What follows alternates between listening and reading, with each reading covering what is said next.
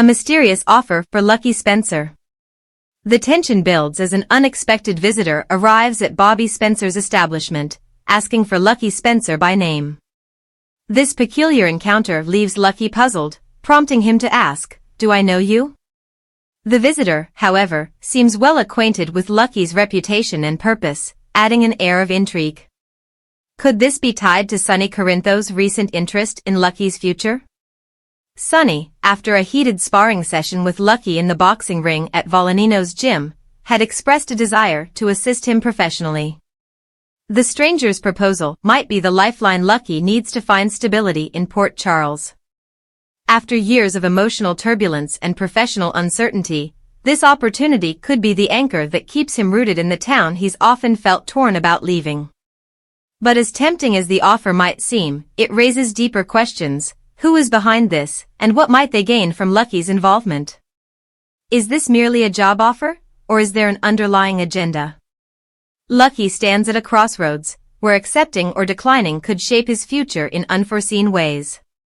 Maxie Jones' fiery resolve.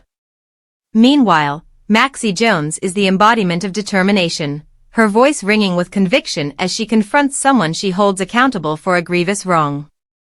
Her frustration is palpable, her words sharp, as she refuses to let the guilty party evade responsibility. This confrontation, seemingly tied to Sam McCall's funeral, highlights the emotional turmoil rippling through Port Charles. Maxie's reaction stems not only from anger but from the protective instinct she feels for her friends and loved ones. Her sharp critique may be directed at someone considering skipping the funeral, a decision Maxie finds profoundly disrespectful. For Maxie, the farewell to Sam is not just an event but a deeply personal moment of grief, and she believes everyone should honor it appropriately. Through her intensity, Maxie reminds others of the collective strength of the Port Charles community, bound together by shared losses and unbreakable ties. TJ and Molly's fractured bond.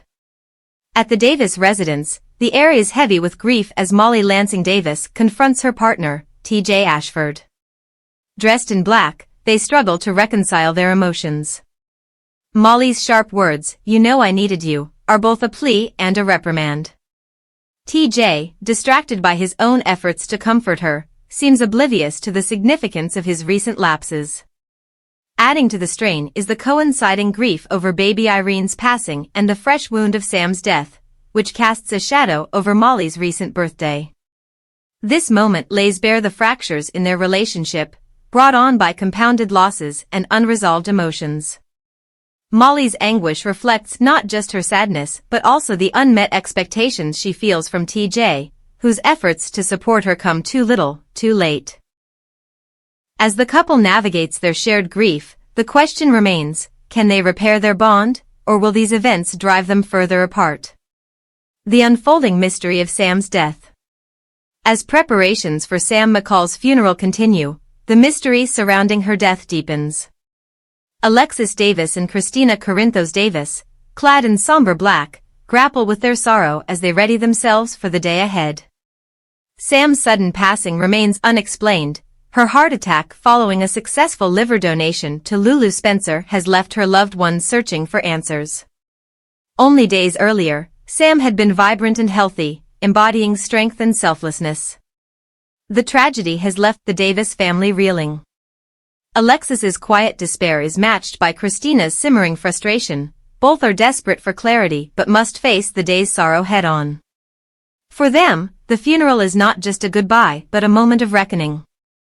Can they find solace amidst their grief, or will the lingering questions about Sam's fate cast a long shadow over their healing? Dante Falconeri's quiet struggle.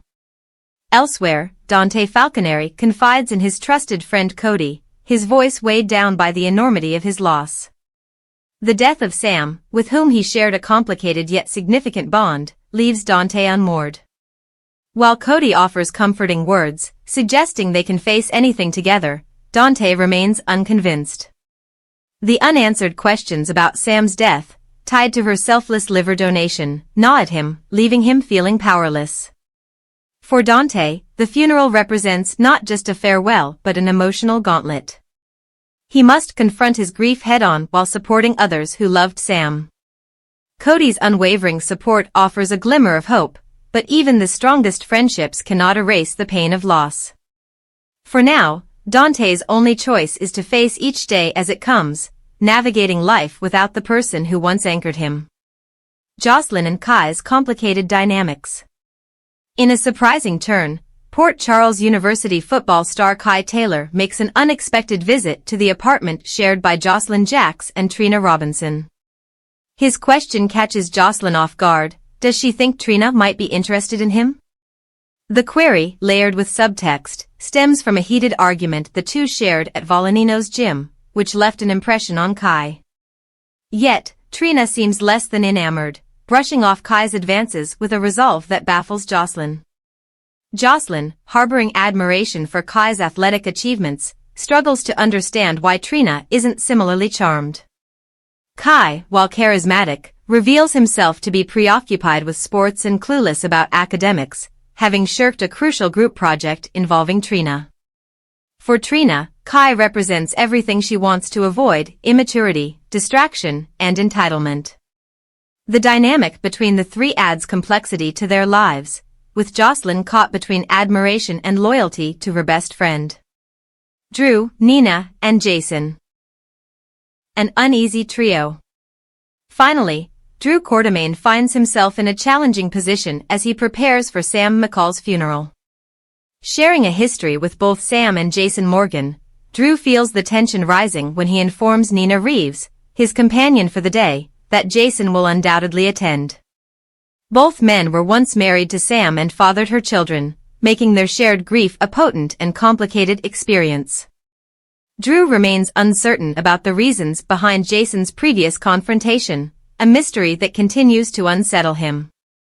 Nina, equally apprehensive, senses the undercurrent of unresolved tension. Jason's presence, layered with unspoken emotions, casts a long shadow over the day ahead. For Drew and Nina, navigating these dynamics requires a delicate balance of respect, understanding, and restraint. Yet, despite their unease, they know this moment is not about them, it's about honoring Sam's memory, a task that unites even the most conflicted hearts.